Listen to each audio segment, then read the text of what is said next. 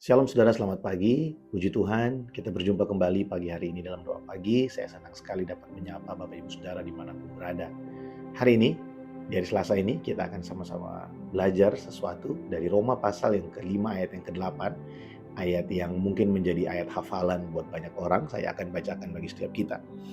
Roma pasal yang ke-5 ayat yang ke-8, demikian firman Tuhan. Tetapi Allah menunjukkan kasih-Nya pada kita oleh karena Kristus telah mati untuk kita ketika kita masih berdosa. Allah menunjukkan kasih-Nya kepada kita oleh karena Kristus telah mati bagi kita ketika kita masih berdosa.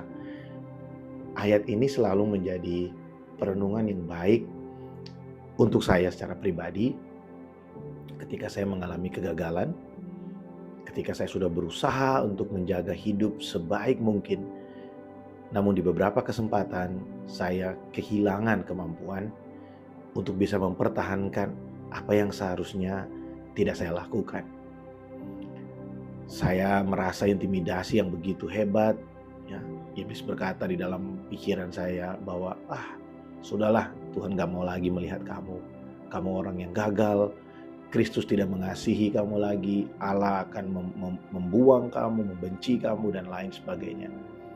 Namun ketika saya merenungkan ayat ini, saya dikuatkan kembali bahwa Allah itu memberikan Kristus bagi kita untuk mati bagi setiap dosa dan pelanggaran kita, bukan karena kita pantas untuk menerimanya.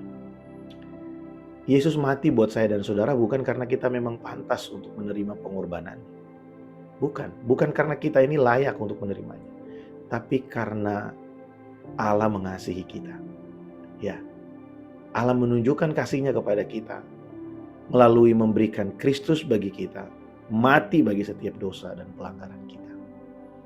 Jadi tolak ukurnya bukanlah prestasi kita, bukanlah apa yang kita perbuat, bukanlah apa yang akan kita lakukan dan segala sesuatu yang menjadikan kita sebagai alasan. Bukan, alasannya bukan kita, tapi alasannya karena kasih-Nya kepada kita. Karena Dia memang mengasihi kita. Dari sini kita juga melihat bahwa berarti nilai diri kita itu bukan berdasarkan apa yang menjadi prestasi atau pencapaian kita. Nilai diri kita adalah apa yang Kristus sudah lakukan bagi kita. Coba kita renungkan sama-sama, kita ini tidak berharga tanpa pengorbanan Kristus. Firman Tuhan di Roma pasal yang ke-5 ini berkata, ya, untuk orang yang baik, ya, mungkin ada orang yang mau mati. Ya. Tapi kita ini kan bukan orang baik, bukan orang benar juga. Tapi Yesus mau mati bagi kita. Yesus mau memberikan dirinya bagi kita. Kita yang bukan siapa-siapa, kita yang tidak berharga ini, menjadi berharga karena ada darah Kristus yang dicurahkan bagi kita. Sehingga waktu kita melihat kegagalan kita, waktu kita melihat hal-hal yang sepertinya membuat kita rendah diri, coba ingatkan kembali. Ya, mungkin kita tidak lebih beruntung dari orang lain. Tapi bukan berarti kita tidak berharga di hadapan Allah. Manusia dapat merendahkan kita, siapapun bisa merendahkan kita karena status sosial kita, karena kemampuan kita yang tidak seberapa. Tapi itu tidak berarti kita tidak berharga di hadapan Allah. Hal ini juga mengingatkan kita untuk tidak menilai orang lain siapapun berdasarkan prestasi mereka.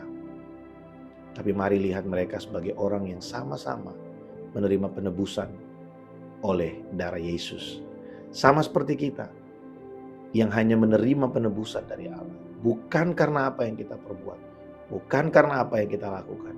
Tapi karena Dia mengasihi kita. Saudara, ini bukan bukan sesuatu yang mudah untuk kita lakukan.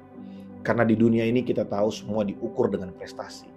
Namun kalau kita mau belajar sungguh-sungguh untuk menjadikan ini budaya dalam hidup kita, kita akan melihat bagaimana Roh Kudus mengubah hidup kita.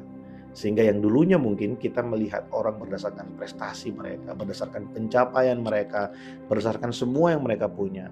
Roh Kudus mengubah kita sehingga kita menjadi seperti Yesus. Yesus yang melihat orang-orang yang tidak dianggap oleh dunia. Dia melayani orang berdosa, dia datang kepada orang yang kusta, dia datang kepada orang yang buta, orang yang ditinggalkan, orang yang sendirian.